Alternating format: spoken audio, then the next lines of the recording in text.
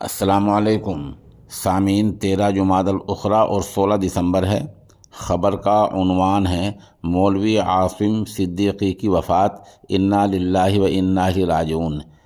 اس حادثہ وفات پر آل انڈیا رابطہ مساجد کے چیئرمین مولانا عبداللہ ابن قمر نے تعزیتی کلمات پیش کیے ہیں۔ وہ تعزیتی کلام جوں کہ توں پیش خدمت ہیں۔ میرے حقیقی ماموں مولوی عاصم صدیقی اپنے وطن مئو ناتھ بھنجن میں 6 ماہ کی علالت کے بعد مالک حقیقی سے جا ملے۔ انا للہ و انا الیہ راجعون۔ ماموں مرحوم نیک صفت، دیانتدار اور نماز روزے کے پابند تھے۔ عالمانہ شکل و صورت انتہائی وجیح شخص تھے۔ عصری مضامین کی تمام اسناد حاصل کرنے کا شوق تھا۔ تقریباً 55 سال سے متجاوز ہونے کے باوجود سرکاری فاصلاتی امتحانات کی جستجو میں لگے رہتے، اصول و ضوابط میں تشدد کی حد تک پابند ہو جاتے۔ چنانچہ چھوٹے بڑے اداروں بشمول جامعۃ الرشاد اعظم گڑھ میں ناظم دفتر محاسبی رہے۔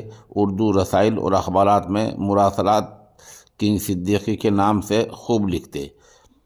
2007 میں تھانہ بھون میں حکیم الامت سیمینار کی تیاریوں کے سلسلے میں قیام کے دوران موسٹ ویلکم آقا کلنٹن راشٹریہ سہارا میں آل ایڈیشن طبع ہو کر بہت مقبول ہوا تھا۔ میرے ماموں ہونے کے ساتھ ساتھ کئی اہم تحریکات میں ہمارے معاون و مددگار بھی تھے۔